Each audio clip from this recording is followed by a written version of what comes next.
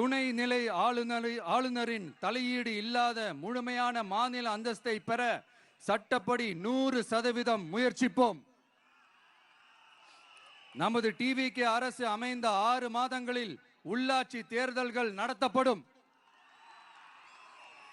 25,000 ரூபாய் மகப்பேறு உதவித்தொகையாக வழங்கப்படும். அனைத்து அரசு வேலைகளில் உள்ள காலி பணியிடங்களும் நிரப்பப்படும். 100% பயிர் காப்பீடு வழங்கப்படும். மீன்பிடிக்க செல்வோருக்கு லிட்டருக்கு ரூபாய் 20 டீசல் மானியம் வழங்கப்படும். ஒவ்வொரு குடும்பத்திற்கும் ரூபாய் 25 லட்சம் மருத்துவ காப்பீடு வழங்கப்படும்.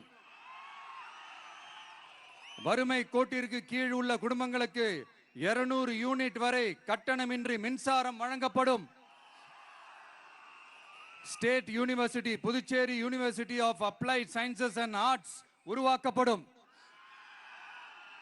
காரைக்கால், மாஹே மற்றும் ஏனாம் ஆகிய பகுதிகளில் 25% வளர்ச்சி செலவினங்களுக்கு உத்தரவாதம் அளிக்கப்படும்.